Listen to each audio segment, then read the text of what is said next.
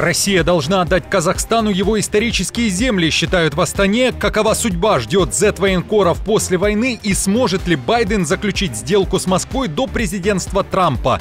В эфире «Нехта» самые важные и интересные новости к этому часу. В Украине собираются не только расформировать ТЦК, но и отправить сотрудников на фронт. Кто и почему взялся за территориальные центры комплектования? Земли России – это земли Казахстана. В Москве истерика из-за заявления о том, что Астана должна вернуть свои исторические территории.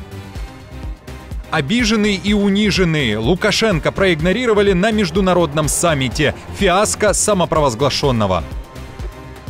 Друзья, всем доброе утро. Буду рад вашему лайку, подписке и репосту. Вы прекрасно знаете, что для нас это очень важно. Также оставляйте свои комментарии. И спасибо вам за обратную связь. Об актуальных и важных событиях прямо сейчас начинаем.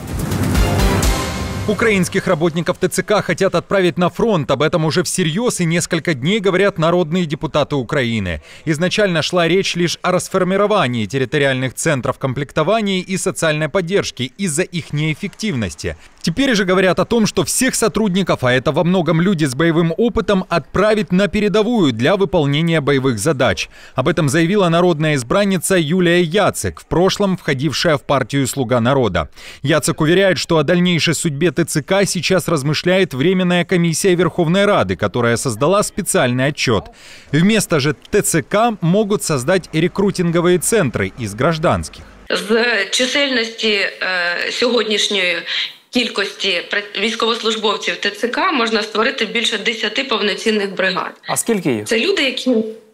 Я не можу сказати в ефір, це інформація для службового користування. Напомню, что украинские медиа регулярно пишут об агрессивной работе ТЦК и часто странных методах мобилизации даже тех, кто получил бронирование. В то же время военные неоднократно подчеркивали, что Украине необходимо продолжить мобилизацию из-за того, что многие бригады являются недоукомплектованными. Кроме того, премьер-министр Денис Шмыгаль заявил, что в Украине ликвидируют медико-социальные экспертизы, так называемые МСЭК, работники которых попали в большие коррупционные скандалы. Российские войска продолжают наступать на востоке Украины. Мониторинговые каналы, в частности Deep State, практически ежедневно сообщают о продвижении оккупационных войск в районах сразу нескольких населенных пунктов. Самым тяжелым направлением уже длительное время остается Курахово-Покровское. Накануне в сети появилось видео подрыва, как утверждается, российскими войсками дамбы Кураховского водохранилища. Руководитель городской военной администрации сообщил, что в результате повреждения под воду уходят населенные пункты ниже по течению реки Волчья. Украинский военный эксперт и бывший сотрудник службы безопасности Украины в интервью «Нехта» заявил, что, скорее всего, в ноябре украинским войскам придется уйти из города Курахово. Это один из важных логистических хабов ВСУ на этом участке фронта. Иван Ступак рассказал и о том, что происходит на других направлениях. Очень серьезное продвижение россиян, и он практически с 3 сторон затиснут. Нашим военным, скорее всего, придется в ноябре уйти из Курахова. Может быть, чуть больше, но вот, скорее всего, где-то вот так будет ситуация. Курск. Курск, постепенно территория, которую мы контролируем, уменьшается. Мы с вами говорили, уже на 30% уменьшилась. Но это только по официальным данным. Скорее всего, мы увидим уже в ближайшее время попытки окружения Покровска. Вот перерезание дороги Павлоград-Покровск. То есть, в принципе, тактика россиян, она классическая. И, возможно, мы ожидаем уже 5 месяцев последние. Это атака в Запорожской области. Вот что-то там вот уже накапливается, уже не первый месяц, или не 5-й месяц. Наши военные ожидают, но пока ничего не происходило такого серьезного. Попытки были, но вот какого-то масштабного еще не было. В Казахстане заговорили о том, что Астана имеет полное моральное право требовать от России вернуть ей ее исторические земли. Такое заявление сделал бывший депутат Сената парламента Уалихан Кайсаров. Россия, Сибирь, Россия, Московия, вплоть до Венгрии – это когда-то были, значит, территориями Чингисхана и его наследников, впоследствии Золотой Орды. Нужно понимать, что тот же Новосибирск – это не Новосибирск, это Ногайсибир. Это наши казахские территории. Тюмень – это Тюмень, это южные края Золотой Орды. То есть еще за Тюменью выше тоже наши территории. Оренбург – не Оренбург, а Оренбор. И когда-то он был столицей казахского государства. Курган, не Курган, а Корган. Не Саратов, а Саратау. Не Астрахань, а Астрахань. Не Омск, а Омбы. То есть эти все территории, которые примерно на минимум на 500-600 километров от нынешней территории Казахстана на север, это были исконно казахскими землями. И если не изменяет память, Оренбургская область лишь только в 26-м или там 27-м году была передана России. То есть она на тот момент еще и при Ленине, и при Сталине, она была территорией Казахстана, официально была. Это интервью прогнозируемо стало поводом для истерики в Москве. В Госдуме Кайсарова назвали маргиналом. Пропагандисты опубликовали ответ первого зампреда Комитета Госдумы по делам СНГ Затулина, который сказал, что у России при этом нет территориальных претензий к странам, с которыми Кремль дружит и сотрудничает. Как вам заявление казахстанского политика и реакция Москвы, когда речь зашла об исторических землях? Поделитесь своим мнением в комментариях.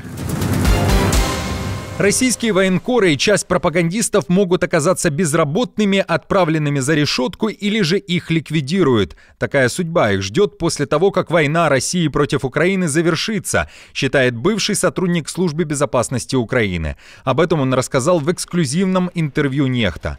Z-пропагандисты, вероятно, займутся критикой российской власти, если будет заключено некое мирное соглашение с Киевом. Так называемые военкоры, вероятно, решатся рассказать истинную правду россиянам о потерях РФ и о просчетах Кремля, за что и будут наказаны. В то же время украинские спецслужбы также, очевидно, будут работать над тем, чтобы наказать виновников войны. Украина, я больше чем уверен, есть определенные каталоги людей. Я не говорю там колода карт, хотя может быть и колода, но это, скорее всего, что-то такая очень огромная колода карт, как по аналогии с Ираком. Люди, которые развязывали эту войну, люди, которые разжигали, поддерживали ее даже там, без, например, прямого участия на фронте, но они своим там пером, скажем так, или гаджетом гнали войну вперед. И вот за этими людьми Украина будет охотиться в два таких магистральных сценария. Первое. Находить их где-то условно там, на пляжах Таиланда, там, Пхукета, не знаю, где-то еще в Дубае, и пытаться их экстрадировать оттуда. Это одна составляющая, чтобы привлечь к ответственности их в Украине. Или все-таки какая-то неофициальная ликвидация. Понятно, что Украина на себя брать ответственность не будет. Будут такие скромные заголовки, что вот, в результате какого-то там несчастного случая выпал со второго этажа своего отеля и умер там, какой-то российский военкор, например. Может такое быть? Может такое быть. Тем временем колумнист The Guardian Саймон Дженкинс пишет, что администрация Байдена должна попытаться завершить хотя бы одну войну до того, как уйдет из Белого дома. И сейчас Вашингтону необходимо предложить России выход, в котором она нуждается. А Путин, в свою очередь, мог бы представить это поражение как акт прагматизма. Германия на пороге досрочных выборов. С датой в Берлине уже определились. Они пройдут 23 февраля 2025 года. Политика пишет, что Олаф Шольц проведет вотум доверия до Рождества, а это в свою очередь откроет путь к новым выборам в феврале. Напомню, что в Германии произошел развал правящей коалиции, как пишет западная пресса, из-за нарастающей напряженности и острых разногласий по поводу расходов и путей стимулирования ослабленной экономики страны. Теперь, когда дата выборов определена, предвыборная кампания должна начаться по-настоящему. ХДС и родственная им консервативная баварская партия «Христианско-социальный союз» сейчас лидирует в вопросах, с большим отрывом набирает 32% поддержки и, вероятно, возглавит следующую коалицию с Фридрихом Мерцем в качестве канцлера. А вот СДПГ Шольца, напротив, занимает третье место с 16% сразу после ультраправой партии «Альтернатива для Германии». Авторы издания уточняют, что нынешний политический вакуум в Германии возник в самое неподходящее время. Избрание Трампа президентом США станет причиной большой неопределенности в Европе в вопросах обороны и торговли. Польский президент Анджей Дуда не захотел быть на одном фото с Лукашенко. О таком игноре или даже брезгливом отношении к белорусскому диктатору, который принимал участие в климатическом саммите ООН в Азербайджане, пишет польская пресса. В Варшаве уточняют, что это было сознательное решение Анджея Дуды, и такие жесты в политике имеют большое значение. Именно поэтому президент Польши не захотел иметь такое семейное фото, на котором будут не только лидеры других стран, но и самопровозглашенный президент Беларуси. У Лукашенко, судя по всему, настроение пропало, жаловался, что ему предоставили место у микрофона лишь на 3 минуты. Ваше общее впечатление какое? Отвратительно. Я сказал тезисно, потому что из-за багрового бюрократизма секретариата ООН это все бесполезно. Ну что за 3 минуты скажешь? Польша готова защищать страны Балтии в случае нападения России, а если же Беларусь и РФ вторгнутся на территорию Польши, то НАТО не окажется в стороне. Об этом заявил начальник Генерального штаба Вооруженных сил Польши Веслав Кукула. НАТО сегодня совершенно другая организация, чем 10 лет назад. Одним из примеров могут служить региональные планы и многочисленные учения, которые польские жители могут наблюдать. Эти учения призваны подготовить силы союзников к ведению боевых действий в соответствии с этими планами. Мы точно не будем защищаться в одиночку.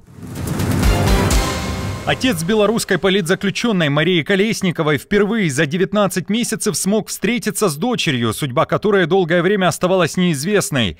Фото со встречи накануне появилось в белорусских телеграм-каналах. Буквально в прошлом месяце Александр Колесников заявлял, что 1,5 года он не получал даже письма от Марии, которую содержат в нечеловеческих условиях в одной из колоний Беларуси. Напомню, что Колесникова приговорена к 11 годам колонии режимом Лукашенко за свою оппозиционную деятельность.